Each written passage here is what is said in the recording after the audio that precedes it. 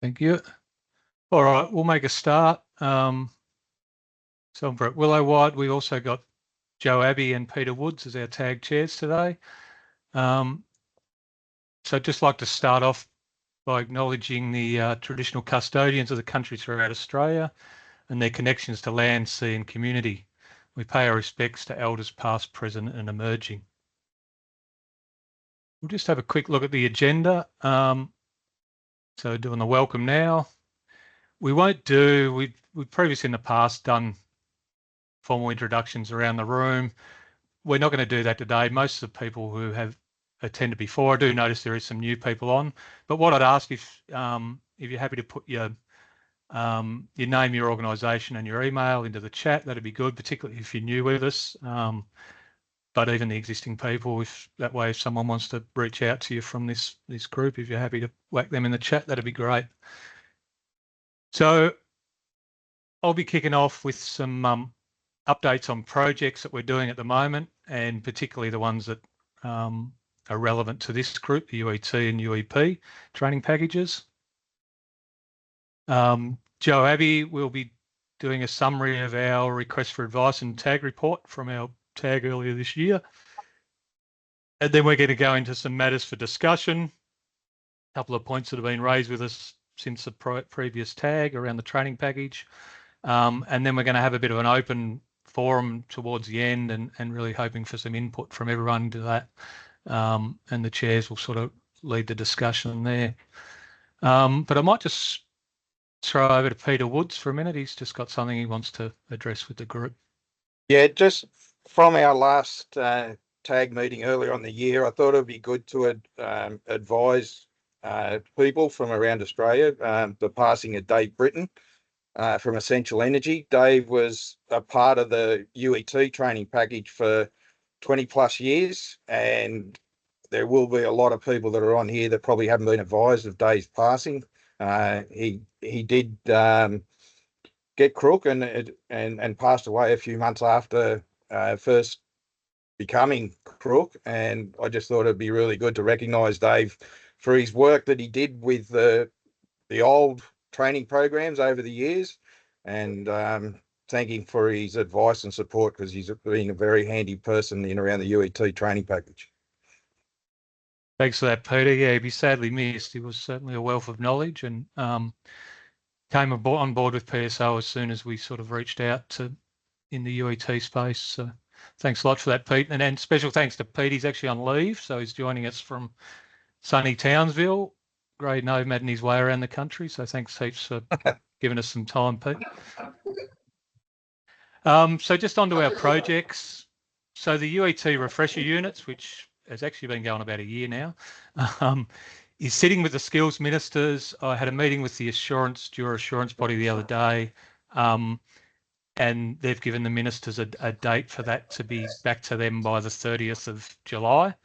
So we should have a, assuming we get endorsement from the ministers, after the 30th, we'll get those up onto training.gov as soon as possible.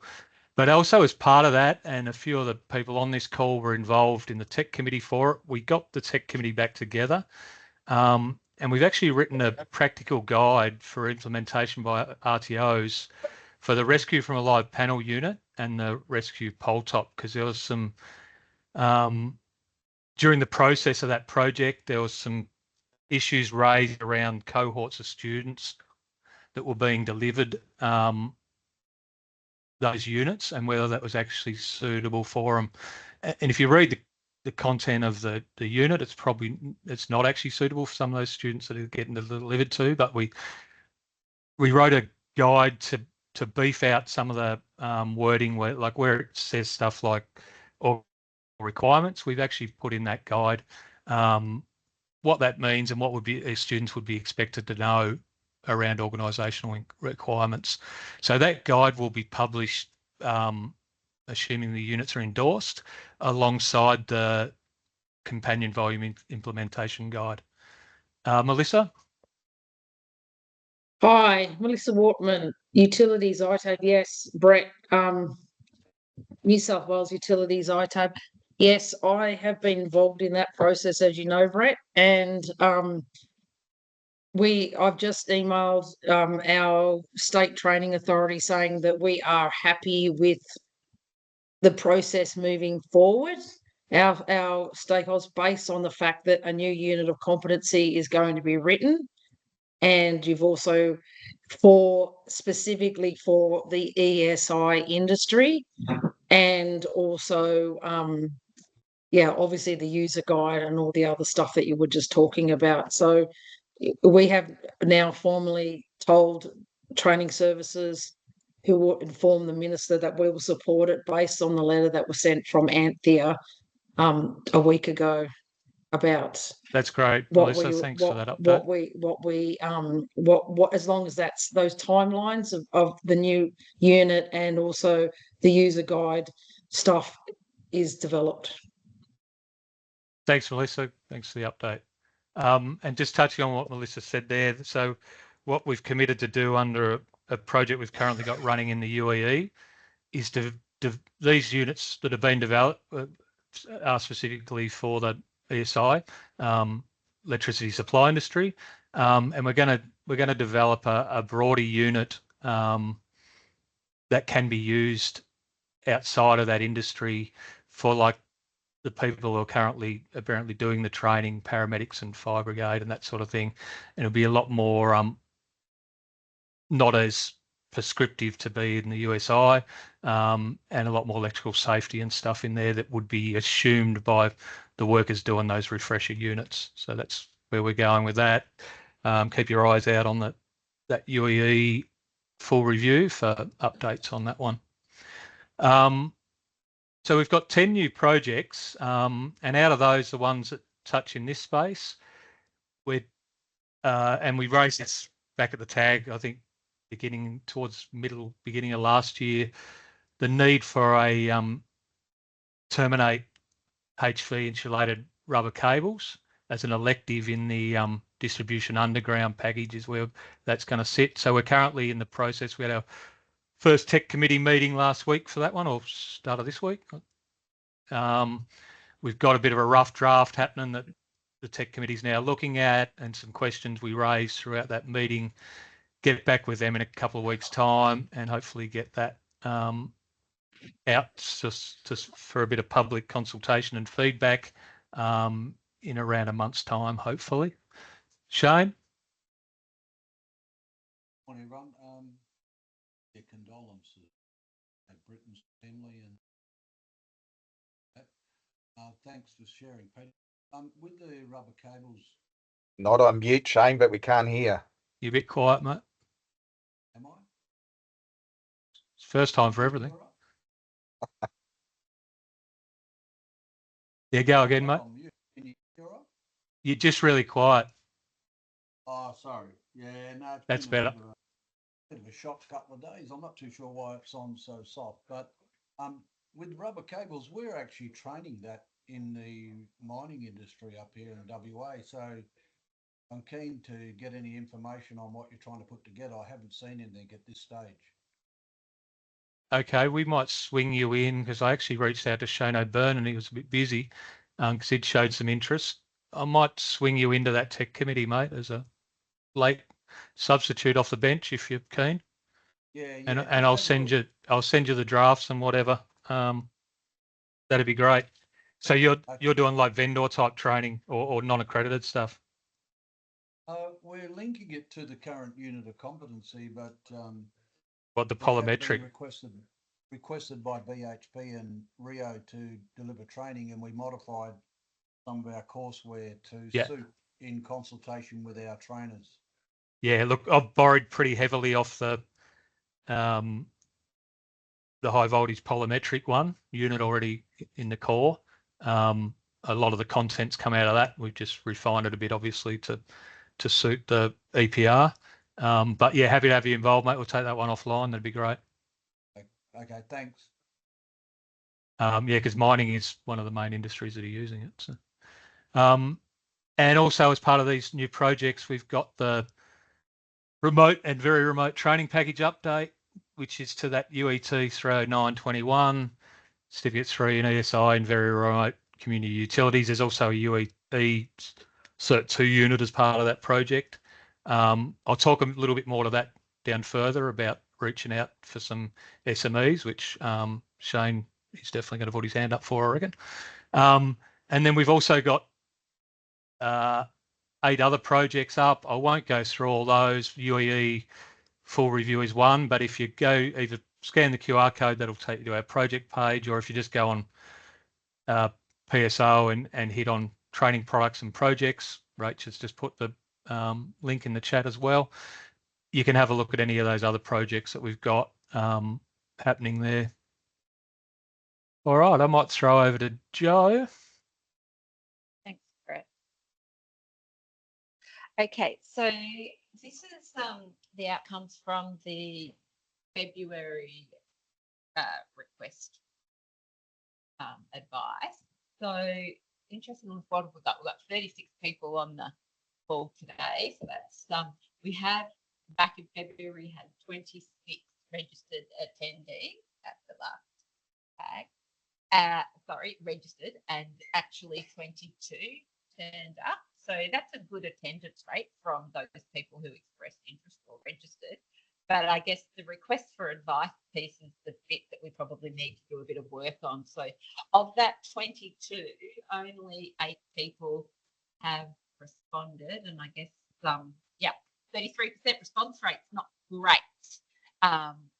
So there were 5 questions in the request for advice. So in the slides that come forward, obviously the data that's come out, the data that's in those 5 slides is based on the feedback of those sole 8 responses. So if we could just keep that in mind. So I guess the onus is on us all to be a little bit better there at responding where we can to those requests for advice. You can just see down there the demographics, so quite a few national representations, strong response from Queensland, a bit of response from New South Wales, and crickets from the rest of it. Right. So just on those requests for advice for the new people at the meeting, they'll generally get sent out within a couple of weeks of the meeting, and the questions will be based on the stuff that we discuss later on, some issues that have been brought up, and then the general discussion as well. So, sorry, Joe, back to you. Yep, thank you. So here we go. Responses to the request for advice. February, 5 questions were posed to both around UET and UEP. And this is a link to the full. This is a link to the full report. We don't need to go. Do you want me to click into that? No, you're fine. No. So just when you get the presentation, you can follow that link yourself if you want all the background detail. Yep, we're on to question 1. Yeah, I'm just fighting with the thing. Okay, so question 1 was in relation to training package effectiveness. How well do the current UET and UEP training packages align with your organisation's operational needs and emerging technologies, so hydrogen, solar, and gas? Overall, 60% of the respondents indicated that the packages were effective in meeting industry operational needs and emerging technologies. Respondents justified their responses with. So there was some key themes pulled out. So career path and qualification alignment, industry recognition of roles, content modernisation, practical experience in industry perception, and early stage technology adoption. So I won't read the details out. I'll just give you a moment to read those for yourself. And then just take any sort of questions or feedback just on that question and some of those responses. And Rachel, we do we send out this pack after the meeting, don't we? Yeah, we will. Yeah, we'll send it out to everyone. So you can have a better look. So, and just in that summary data, so you can see 1 respondent was seeing the packages as very ineffective, 1 was neutral, and 3, so by far. So that's interesting. So that's 5. So only 5 of the 8 respondents answered this specific question. Is that what we're saying here? Correct. Yep.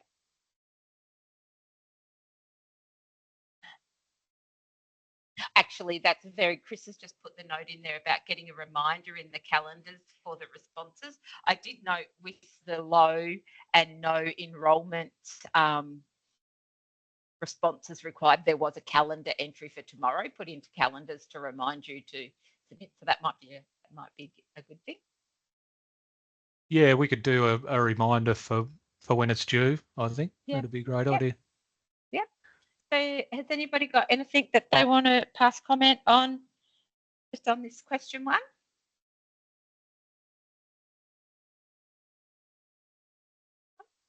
No, silence is golden. Excellent. So question 2, skills and training needs.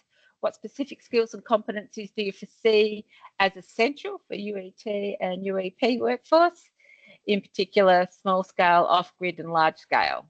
Respondents indicated several skills and training needs to ensure workforce is prepared for growth of small scale, off-grid and large scale. They include so high risk work and plant operation, transmission structure erection, emerging technology awareness, electrical safety and isolation, environmental compliance, remote work readiness, project readiness skills, pathway development, so career pathway development there, generic new energy awareness, and transmission distribution HV live work. And I will just note, maybe, Rachel, is there any data on how many, that little table of number of responses for this one?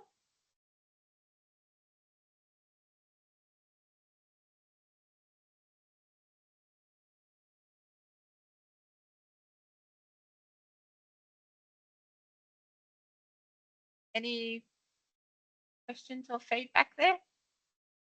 Sorry, Shane. Yep. It is interesting. They're talking about transmission structure and the erection there, and transmission distribution HV live work. That's interesting. That's already in the units of competence built into packages. Or be interesting to have a bit more text around what are the issues that they experience. Hey, we can't hear you, Shane. I'm not too sure why, because if I keep going any louder, I'll be yelling and everyone in the building will come running and knocking on the door. So I'm not too sure why, but I'll just say I'm just surprised with key theme 2, transmission structure and erection, and the last one, transmission distribution HV live work. Increased knowledge. I'd love some context behind that. I think with the transmission structure erection, Shane, it was just that we're going to need a lot more of it with the renewable energy zones and stuff. So a lot more workers trained in it. I think like the training clearly exists already, but it was just getting that. We're full on with that, and one of our clients has even built a training facility for it, the structures and all that, so we can especially help with them because they've got up to 100 going through the transmission training. Yeah, so I think that was the context behind those, was just that. Okay. The need for more workers, need for more training, more training availability, I guess. And the bottom one Melissa? looks like it's calling out some increased knowledge, deeper knowledge in the unit. But sorry, go on. Yeah, Joe, that one's interesting because there's 3 live line units. There's DRDO 3 and 4 and DRIS 20 that we have available for training HV live workers. So I wonder if that one, I don't know who put it in, but does it refer to just letting people that do DREL 5 know that HV live work is under different competency units? Maybe. I wonder if it's just an informational statement to be put in. I think that's probably what it was, Warren, around that, just that maybe some increased knowledge being added to that unit whenever it gets reviewed, which we will be talking about a little bit later on. Melissa? Yeah, hi. I'm working with, in New South Wales, we have this thing called ASP scheme, Approved Provider Scheme. So, they can't work on the networks. The ESI industry stakeholders can't work on the network without being provided, approved by the ASP scheme deliverers, which is the queue in New South Wales. Anyway, getting on to that, we're looking at the ASP 3 category, which is the design of the the networks. And I was speaking to a number of a stakeholder on Monday saying that that diploma, or which is the high level diploma in that training package, advanced That's got changed, yeah, but you're going, yeah. Sorry, there's no or low enrollments on that, but it potentially will be required, because we're looking at potentially in that ASP scheme, looking at phasing out the category of existing workers that don't have the qualification, and that everyone needs to have some sort of qualification, and that would be that higher level diploma qualification. So I'm just putting that on the radar, that and look, and there's very few RTOs that are delivering, and apparently they said that one in Western Australia is delivering it, but who's based in Western Australia, but they don't have all the units that the industry requires, and that will be a very big skill requirement into the future, especially with all the sustainable energy, the wind farms and all the rest, that design level. And yesterday we were talking about this with the ITABs about and PSO roundtable, that as more and more sustainable energy requirements we come into that we're going to need more and more design level technicians to design all these transmission stations and so on. And also it could be a potential pathway from that to a university engineering qualification. So I'm just flagging that as an idea. Sorry for the background noise. My husband's just decided he's going to do some drilling. But anyway, that'd be some I'm great flagging that. Yep, there'd be some great info to share, and probably in the request for advice there'll be something somewhere where you can put that, Melissa, so that'd be great. But we'll make note of it in our meeting notes anyway. All right, we might have a look at number 3, Jo. Oh, sorry, I'm busy typing. Can't do 2 things at once, mate. Yeah, I just put some more information about that advanced diploma in there for you, Melissa, in the chat. Thanks, Jo. No worries. So question 3, barriers to training delivery. What are the primary challenges? Does it say trainers? What are the primary challenges you face in accessing or delivering training packages to your workforce, especially in remote or regional areas? Okay, so training delivery for the workforce, particularly in remote and regional areas, is significantly constrained by the limited availability of RTOs, qualified trainers, and flexible delivery models. The situation is exacerbated by regulatory and logistical challenges, making it difficult to provide timely, contextualised and accessible training for large-scale infrastructure, renewable energy projects. Enhanced collaboration between RTOs and project operators alongside more flexible, mobile and embedded training solutions is essential to overcome these barriers. So I guess some of these won't surprise us, but so limited RTO availability, trainer and assessor shortages, and I'd pop in there meeting currency requirements is probably a thing there too.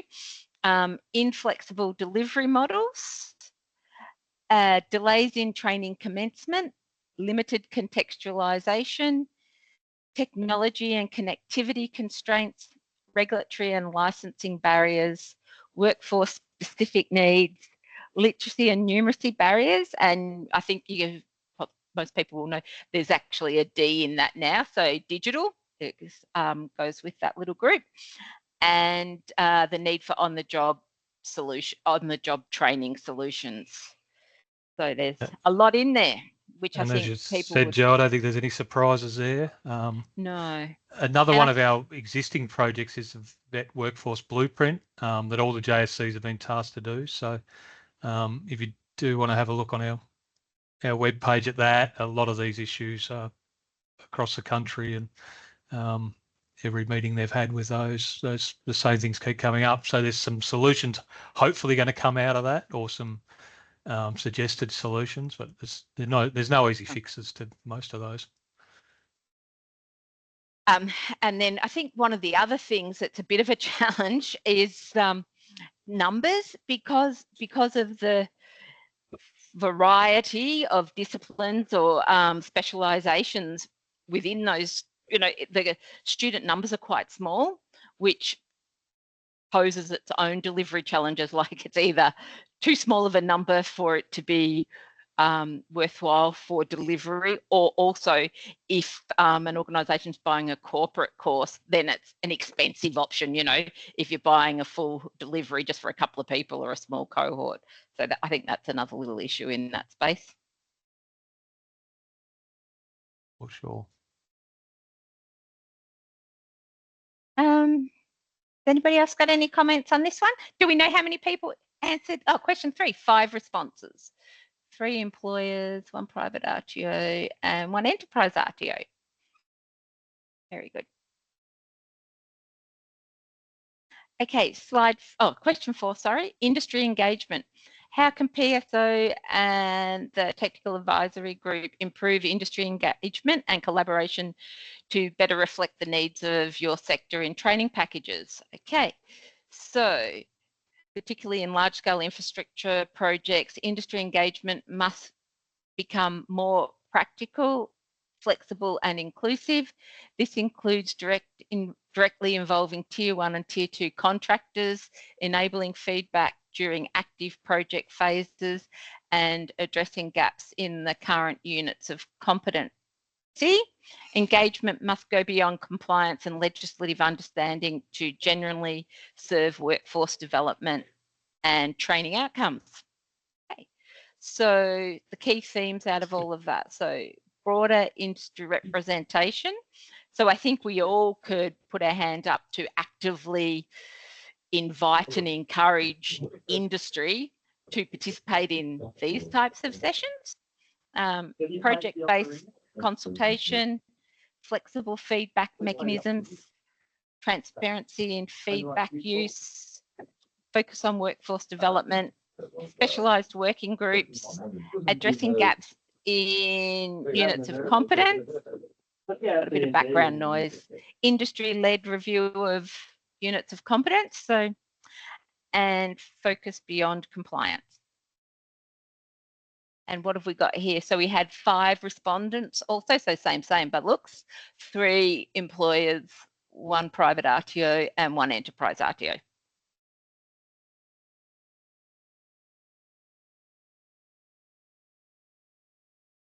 All right, no questions there. We can move on to 5. 5. Emerging technologies. What specific training requirements do you anticipate for integrating renewable energy sources into existing infrastructure? As the sector transitions to renewable-led model, it is critical. There is a critical need to upskill existing workforce and develop new training pathways focused on the integration of solar, wind, battery energy storage systems and hydrogen technologies. Training should be practical, nationally recognised and aligned with large-scale project environments. The industry also highlights concerns about training delivery quality and suggests exploring qualifications for hybrid power integrators. So the key themes: foundational renewable energy knowledge, installation and commissioning skills, grid connection awareness, multidisciplinary capability, high risk and remote work training, hydrogen readiness, data monitoring and control systems, contextualised large-scale project training, hybrid power integrators, quality of training delivery and utilisation of existing units.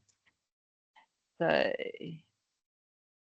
and we've had question 5, oh, same. So 5 people responded and 3 employers, 1 private RTO and 1 enterprise RTO. We must have had 3 people who responded without filling anything in. Yeah. Right, donkey vote sort of thing. Okay. So has anybody got any comments on question 5 or thoughts?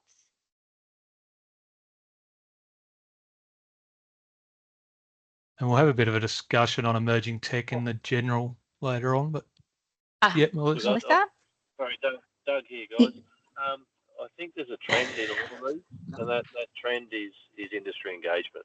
And I think you hit it on the head, Joe. I think that's where we need to be better. I think if industry can communicate with us, which we can see, but we don't have any hard data that proves these things. It'd be nice to get an industry roundtable to get that hard data, and then give them some options and choices, and invite RTOs to the table to work with them. But that's where the gap is. I think I'm not sure, whether industry knows where to go, or they're not hitting the right mark. I'm not sure. Yeah, but, that's a challenge. Yeah, I see Melissa's got her hand up. So, and on that, I wonder, is there a forum in which PSO can hold industry-only type sessions so that they feel that they can have that proper, real feedback without RTO, and then, do industry separately, but then once that initial engagements happen, then bring RTOs and industry together, perhaps. Anyway. So, Melissa? Yeah, just a couple of things. Just following on from your point just now, Joe. Yeah, we're having a conference on the 4th and 5th of September, and that's exactly some of the questions and discussions that we're going to be having about emergent technologies and integrating renewable energy sources and so on. So that's one thing, but and it will be mainly industry people there.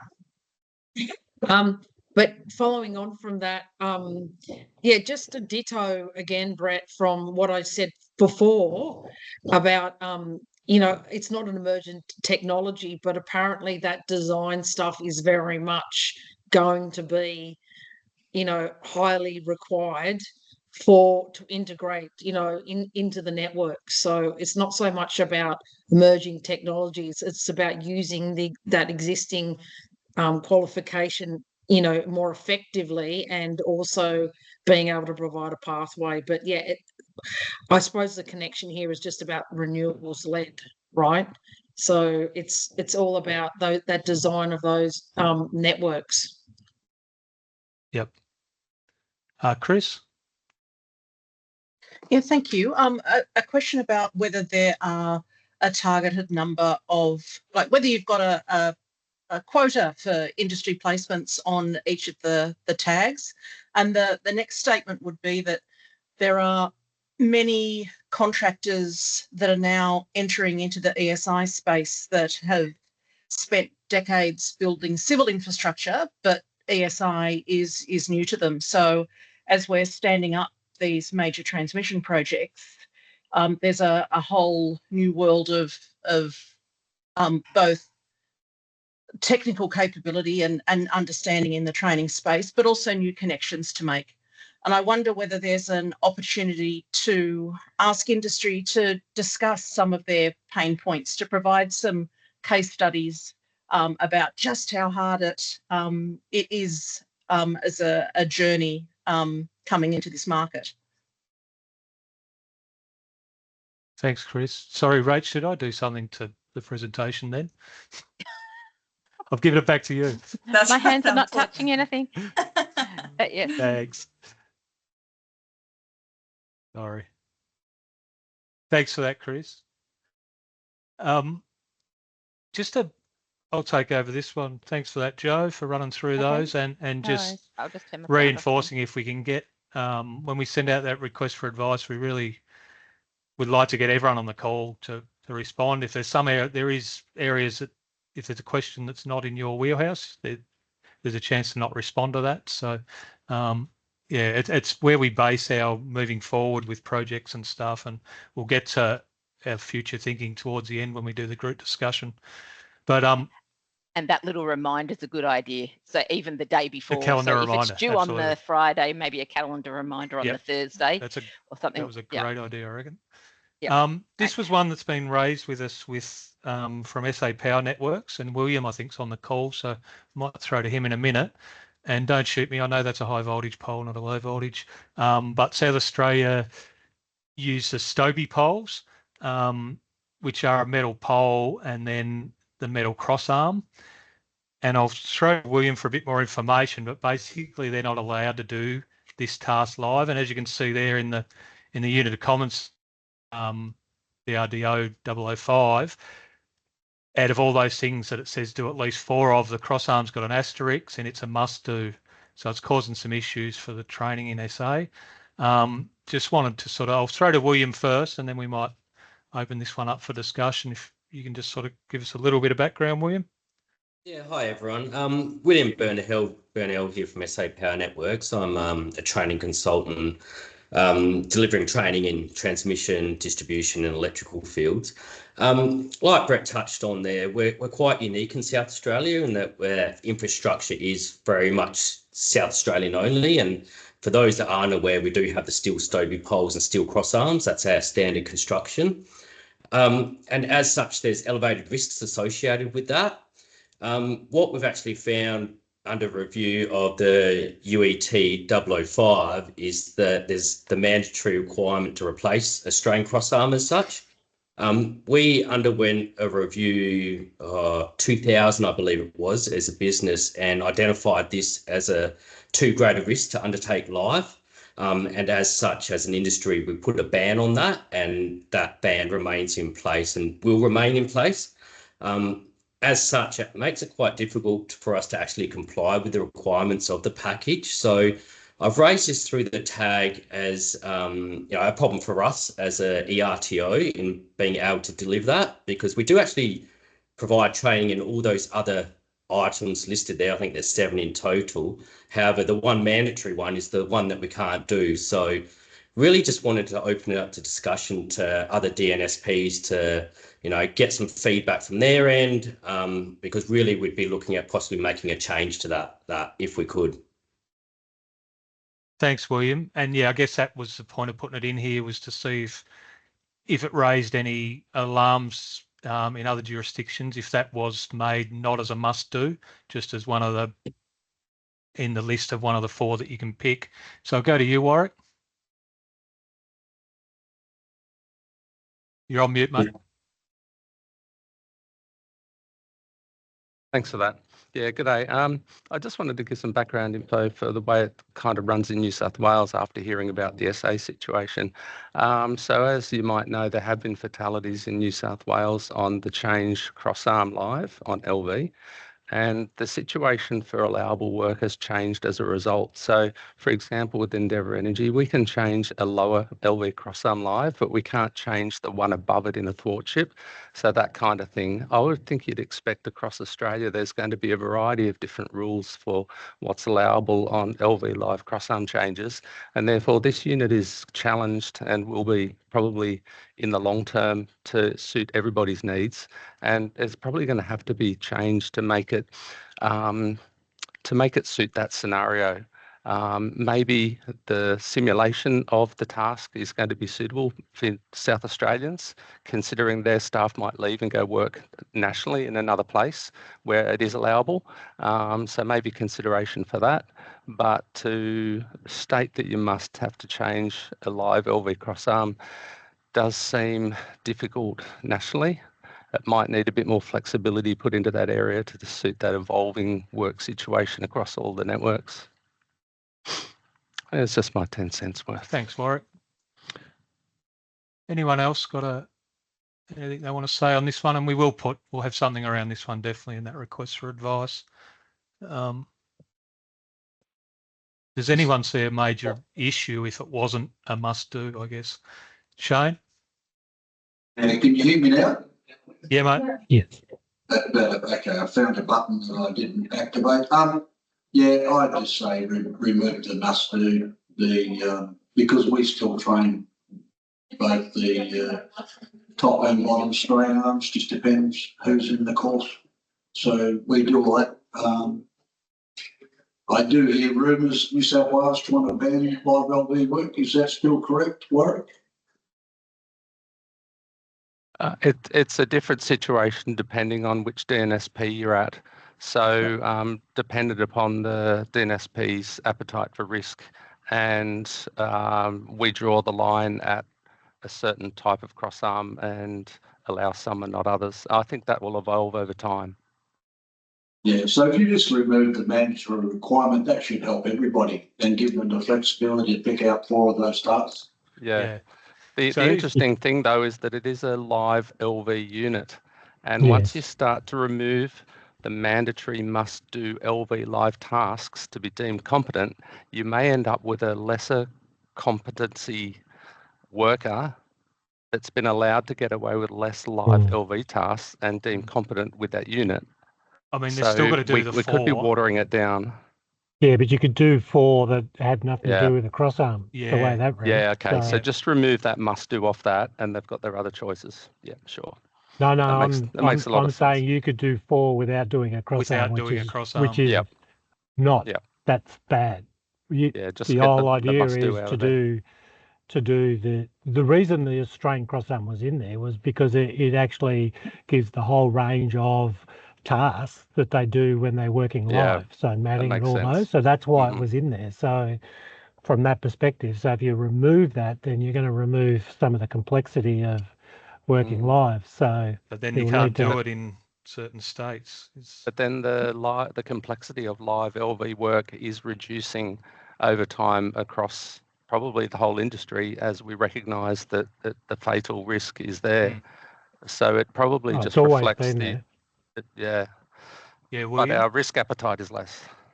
Well, you got in New South Wales, but in Victoria we still obviously conduct live work. So and the other states as well. So Robert, I think you come in a bit late. It came from South Australia initially because of their scoping polls. You were here for that. Yeah, I'll just throw back to William. Apologies. So from our end, we still do undertake all of those tasks. So replacing intermediate cross arm, conversion from intermediate to strain and the like. We can do all of those live.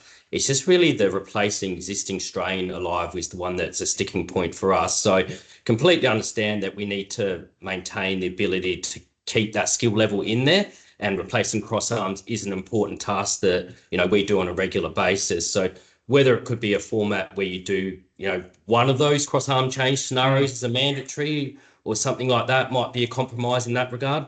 I was going to suggest it might be as simple as putting an asterisk on the intermediate one as well, and then just changing it to one or both. Yeah, if you want to do both. Just before I hand over to you, Pete, when you say as simple as, it should be as simple as that. Or we'll have to, if we've got support for this, which it sounds like we do, if we can, we'll write something into the request for advice around that, making it mandatory for one of them. It is a core unit, so it'll be up to the assurance body if they will let us just change that without doing a full unit qual upgrade.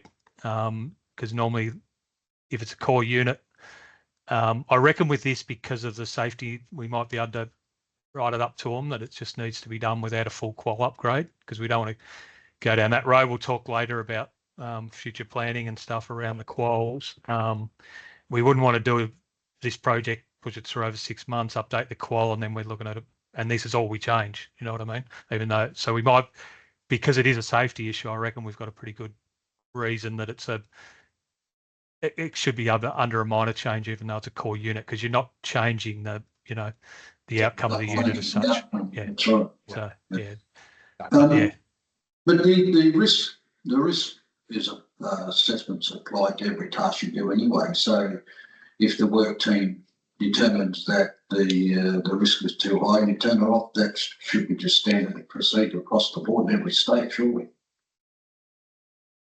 Yeah, I guess the concern is just when you face an audit and they go, well, you're not doing this must-do task. No, that's what I'm saying. Just don't have any. I'm just saying don't have any asterisks in there at all, because as Robert raised the point, we use the strain cross arm because we can replace a bridge or a tap at the same time, so we can combine a number of tasks into one. And normally we pick the most difficult live task and then undertake that risk assessment, and then it's carried out under a controlled environment, and then of course they go out and do the on-the-job requirements as well. And that's the other thing. In an on-the-job environment, there may not be an opportunity to actually do that particular task because of the risk assessment determining that it's too high risk. Yep.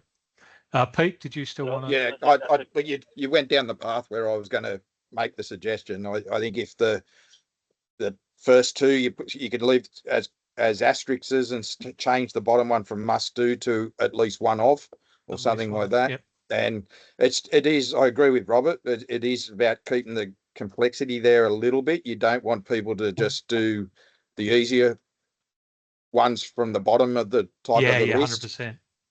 Yep. So yeah, I surely we could get some wording in around that to help out. Yeah, I think the 2 asterisks and then one of these is mandatory, which sounds a lot better than must do anyway. It's a bit strange wording, but anyone that does these has to do the live refresher unit now, just to remind everyone of that as well, which is every 3 years.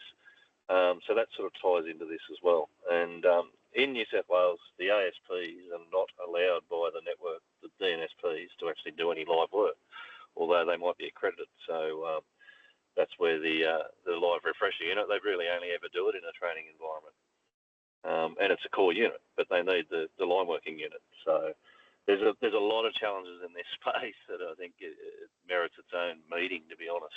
Yeah, and look, we'll go to a bit of a discussion at the end. We won't have a huge amount of time, but a bit of future focus. So we'll put something in the request for advice around this one. It'd be great if we can get as much feedback as possible, and that'll give us a thing to go to assurance with, because I certainly don't want to do it as a major change and just change this and update a qual. We really don't want to piss off all the RTOs in Australia. So just on that very remote communities, that Cert 3 unit I mentioned before. So we're pretty much just at the start of kicking this one off. And I know Shane Eales has already put his hand up to be involved, and Shane O'Byrne from WA. But is there anyone else in this audience or know anyone in this space, if they're not in the audience, who we can consult with? And if you want to be on the technical committee, you can probably either just drop it in the chat now if you're interested, or flick us an email. Do you want to just put the training email in the chat, Rach? At training@powering skills, and we'll be in touch with you. Or you can go onto the website via the project as well, but happy to take some direct emails on that one if people are keen to be involved. Shane Eales, I just dropped a little note to, I should have just talked to you. Do you know a PwC, Parramatta, doing anything in this space still in the territory? No, no other state. When we started this project way back in 2007, 2008, and you guys were involved as well. We did take it to most of the network operators around Australia. We travel around and discuss with all their relevant managers and exec teams to say this is what we were proposing to put up, and everyone agreed it was a great idea, especially for very remote communities for employment opportunities and pathways into our industry from those communities. But unfortunately, no one else picked it up except for really WA and Christmas and Cocos Islands. The only other person or organisation is the Water Corp Western Australia. They run the generation side of things on Cocos Keneally, and so that hence the water stream was actually put in at their request to build it up. Do you have a contact at Water Corp, Shane, to reach out and see if they're interested in participating? I think I might be able to dig around with somebody in the Perth office and find a contact at Water Corp if you don't have one, if we want to see if Water Corp are interested in being active in this. Is that worthwhile? Yeah, we do have contact. Okay, I'll leave it with you. Yep. Yeah, we were talking to them yesterday, actually. So trying to get the individual that's actually enrolled he had to have an extension to finish his workbook. So it is interesting. And the same as Christmas Island. generation and networks. It's a perfect place for if they wanted to engage the local and for a qual, even though in the generation most of them have an electrical qualification. And the lineage they employ to look after the network actually come from the mainland that go out there for a couple of years at a time. So that sort of held them at bay. That's, oh, well, we just employ lineage to come, why would we put someone through? But it's all about employing the locals that, you know, don't travel or don't live on the mainland. But yeah, we'll contact them. We'll contact Water Corp and see if they want to get involved. Thanks, Shane. And another one with that, Brett, I'm sure either last meeting or whatnot, Essential were talking about that too, because they were looking at starting out in remote. Yeah, they did with New South Wales. Yep. So it might be worth touching base with them. No, Tom's not, but yeah, I might reach out to him around that Yeah. too. And I have always wanted to go to Christmas Island, so I think we've got Steve Hall on the chat, who's my GM, so I'm glad he's here to hear that. Actually, one for William from SA Power Networks. When we had a lot of consultation with SA, whatever their previous name was, I forgot. ETSA, yeah, that's it. Yeah. And we went out to Port Augusta because you guys have built a little training yard out there, and you were just, it was a contextualised course just for SA Power Network people, ETSA at the time. And the manager in charge was going to hook into this. To bring in people from and I don't know if I'm going to pronounce this right, from AP Whitelands or something up the north of South Australia, to come down and do the training, which was really, really good. But then that manager got moved on, unfortunately, and then it just fell in a big hole. So I think there's a lot of opportunity for the two main states that we engaged with was South Australia and Queensland. There's a great opportunity in Queensland, right in central and western Queensland, to run these programs. But anyway, yeah, and I think the thing is, if we get the qual right, that if we build it, they will come, hopefully. So, but it's engaging with all those people as to what that qual should look like, I guess, is where we're at with this one. All right, you've probably had enough of listening to me. I'm going to throw over to our distinguished chairs to lead a bit of open discussion. I'll let you kick it off, probably, Pete. You've been pretty quiet. Yeah, really, from open discussion, I'll probably head down the path of last one as well, because a bit of the comments were about the new pathways that are opening up, but a lot of the discussion has been UET. It'd be good to hear any issues in the UEP space from people, so we can make sure that we're covering both of the training packages. So see how we go getting UEP, and then we'll head down the UET path after that. Do we have any UEP people on board in the group at the minute? We've got, so from an RTO perspective, we've still got the diploma of generation operations. So we do any others in the UEP space, a generation on the chat? Doesn't look like it, does it? Yeah, that's probably why we're a little bit quiet. I'll talk to myself for a little while. Sometimes Emma from TGen often joins. Yeah, Emma's not here today. She normally is. Yeah, okay. And even from the responses from the 5 questions and that, with reading through them, just from my own perspective, my thoughts are, do we really need reinventing the wheel, in sense there could already be units there that are in different spots? So it's not I don't see it as a reinventing. It might be just skill sets or quals in around that where there's already units. That you're a little bit right there, Pete. I know we used to have like the full suite of all, from Cert 2 right through to diploma of all the various generation quals, and then we sort of discovered that by having the diploma on, we could basically get all of the units anyway, even though we can't issue and because I think we've talked about this, I'm not sure if it's in this forum, but maybe it was in the low and no use forum, but a lot of people use in the generation space as a basis, but for non-accredited enterprise specific type training, and then use RPL for whatever works for them. Recognition. Yeah, rather than full training in the full qual.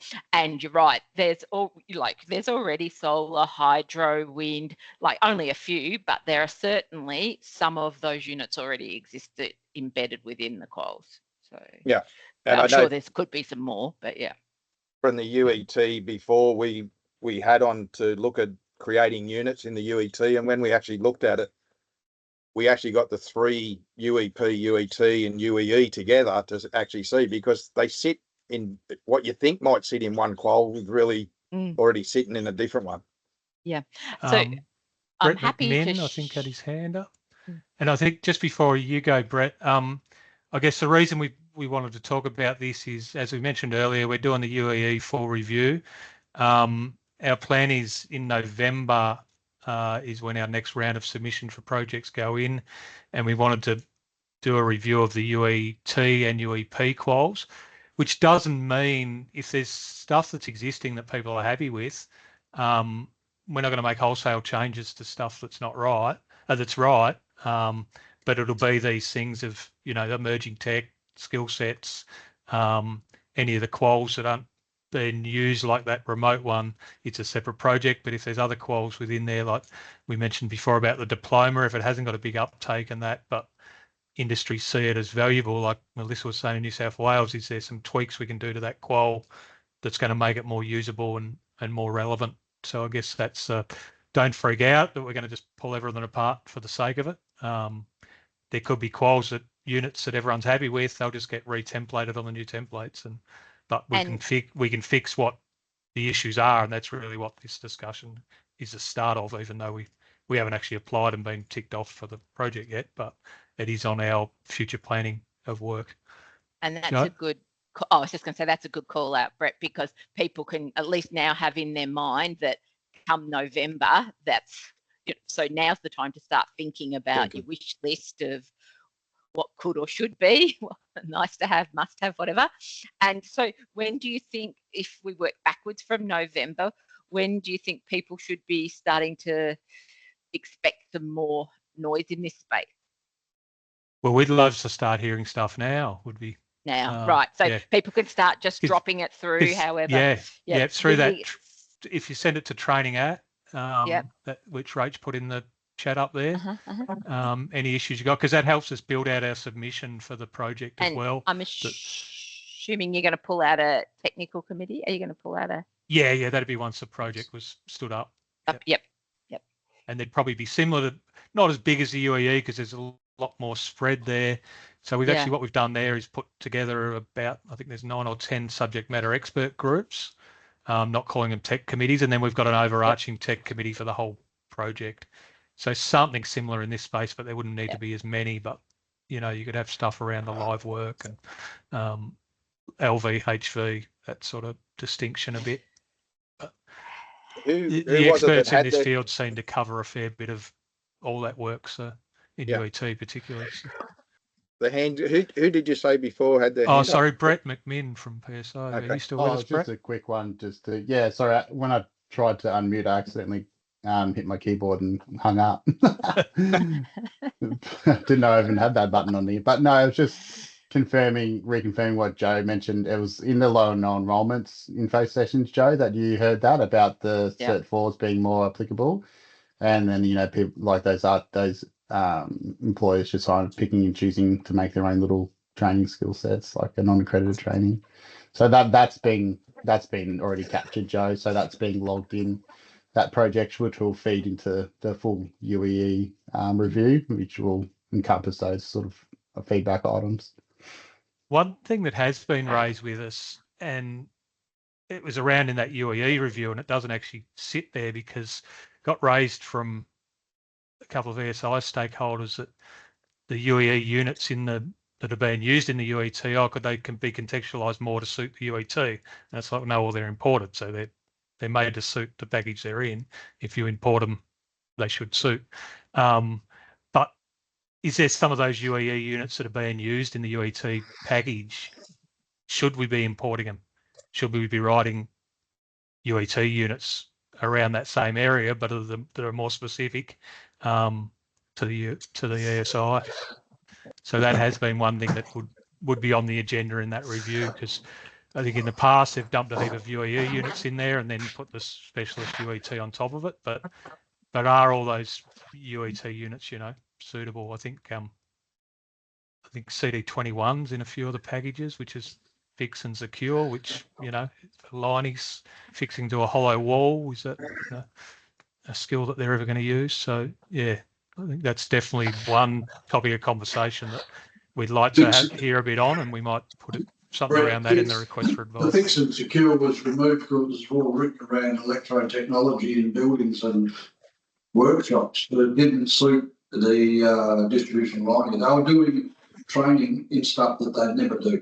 Never installing switches and PowerPoints and all that. So we had to train that because that was in the unit, but it was taken out because it was not suitable for ours. And also has been removed, that one. Yeah. Originally, what I think was called was a number 5, 005 or something. Yeah, correct. Or something originally E105. recoded. Yeah, and it was heavy discussion there, and it was removed. A bit like the UEP, we had a tactic for that as well, and that was a very active group. But because it's not a licensed occupation, they keep training to enterprise requirements. And hence, if you have a look at the UEP units, nearly, I think, 99.9% of the prerequisites for every unit been removed because they didn't believe they should have prerequisites, which causes a bit of angst with ASPA, because if you have a unit with prerequisites, you've got to award, or you've got to deem the person competent in the prerequisites before you award the unit that you're training in. But if you don't have prerequisites, you can do what you like. It just doesn't make sense. It's such a grey area. I tell you, we have a little bit of on that one, Shane. Some people do these mega HV switching courses and they throw in all the UEP units and all the UET units in a whatever day HV switching course, and don't even think about checking the prerequisite chain. And then all of a sudden here you are issued a bloody statement of attainment from another organisation that has had no consideration for the it's a problem. Yeah. So that's always, and it's an ongoing issue. Yeah. But that UEP TAC, that was pretty active at the time. But I think a lot of people are retired and moved on, and so the individuals that were in the group driving it disappeared. You would have thought, that would have been all of, from memory, all those UEP guys. That was all the guys from New South Wales and down in Vic around Mall. So all the generators, the coal generators were really active back in the day. Yeah. Yeah, we're definitely going to have to, when we get and leading into even applying for that project, we're just going to have to engage more with some UEP and trying to get them along into some of these discussions. Because I think we did have a few at the start, because we used to run a separate UEP, but it was a bit smaller, so we merged them. But as you said, Joe, normally Emma Bacon is here, but she was one of the few that would turn up regularly. So be worth. Has anybody had any contact from our engagement team? Is Richard on? Has anyone heard from Richard Harvey recently? No, he used to come too. Yeah. Yeah. I'll reach out to Richard. Yeah, cool. Richard was the chair of it. I think he was chair of the UEP TAC. So before we move on from this, any other thoughts around, if we're doing a review of and it's mainly UET audience, UET quals, any burning desires or issues, Warwick? Yeah, just a thought, and it lines up with how do we get people more training in solar and renewables and all those other things. There's an option to have one unit from another qualification if it's got vocational relevance brought in as an elective.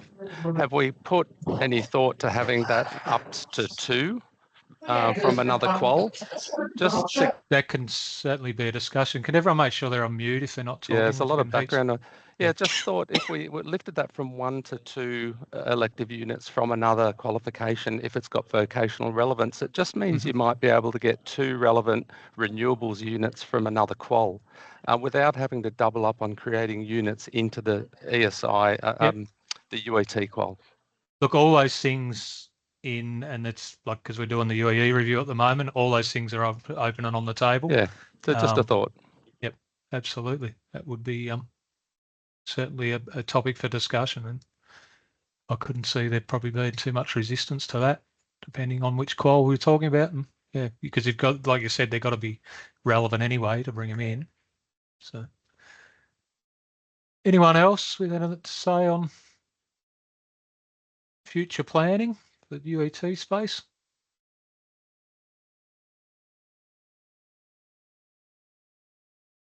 All right. Well, thanks for your input. We might move on. So our next meeting we got scheduled is for the 16th of October, 11 a.m. Eastern Standard Time. We'll allow 90 minutes again, but as you can see, we're going to finish a little bit early today.